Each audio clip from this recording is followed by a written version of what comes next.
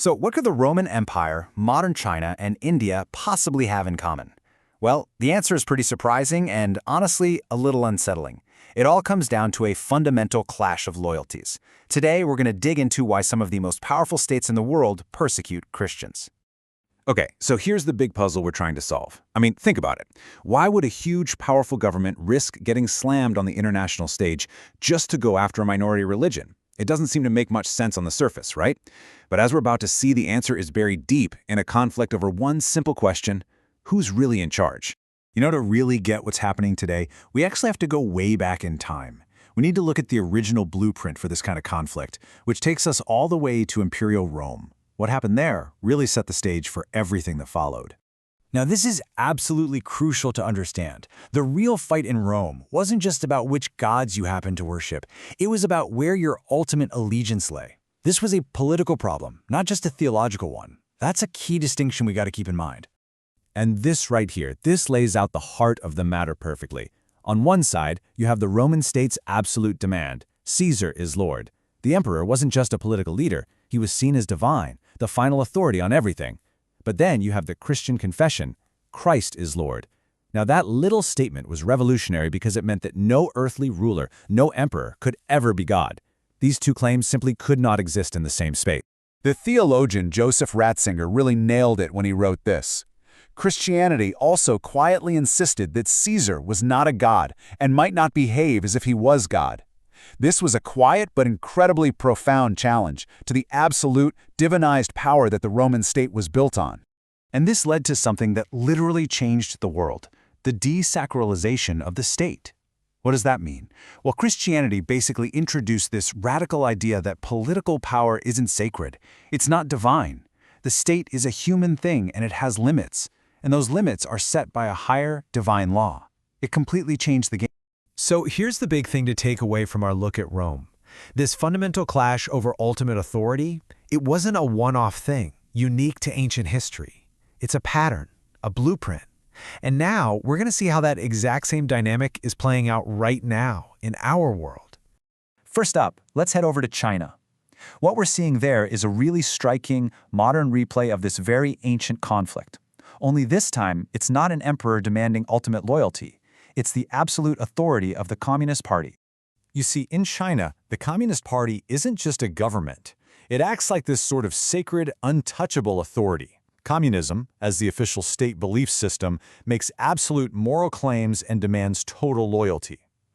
In a lot of ways, it's taken the place of a state religion, a lot like that old imperial cult back in Rome.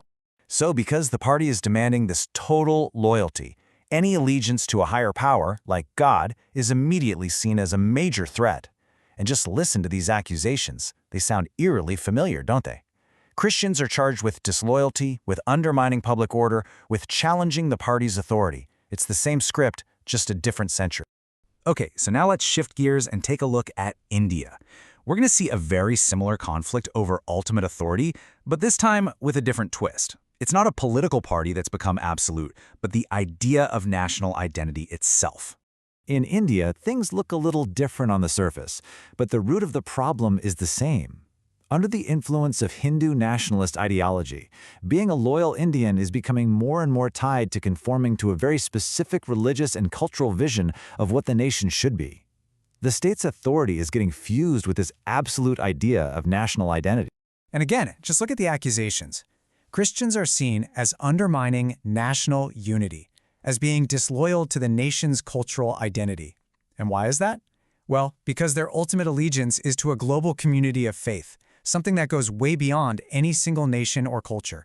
And that refusal to submit to the dominant order as the final word is seen as a huge act of defiance. All right, but there's another piece to this puzzle that we have to talk about, something that just pours gasoline on the fire. And that's this persistent, powerful label of Christianity as a foreign religion. So how did this whole foreign religion label even get started? Well, it pretty much happened in 3 steps. First, you've got the historical timing. The modern Christian missionary movement in Asia just happened to coincide with Western colonial expansion, which created this false but really powerful link in people's minds. Then, step 2, you get this ideological spin. Marxist critiques, which were super influential in post-colonial thinking, painted all religion as a tool of Western domination. And the result of all that? You get this really sticky, damaging story that paints Christianity as foreign, divisive, and a threat to stability, even in places where it's been part of the local culture for centuries. Okay, so we've looked at the Roman blueprint. We've seen it play out again in China and in India. Now it's time to pull all these threads together and get right to the very heart of the matter, this epic clash over who gets the final say. And this brings us to the main point of this whole explainer. The reason for this conflict isn't because these absolutist systems misunderstand Christianity. Oh no, it's because they understand it perfectly. At its core, Christianity places a divine authority above any earthly power, whether that's a state, a political party, or a national ideology. And that brings us to the key takeaway, which is summed up so perfectly in our source material. It is precisely this refusal to sacralize power that provokes persecution across history. Basically, when a faith says to the state, "You're not God," the state tends to push back, and push back hard. It's a pattern we've seen again and again. And so, this ancient conflict leaves us with a critical question. It's a question that is echoed from the streets of Rome to the cities of modern Asia, and it's a question we all have to consider. What really happens when faith and absolute power collide? The answer to that continues to shape our world.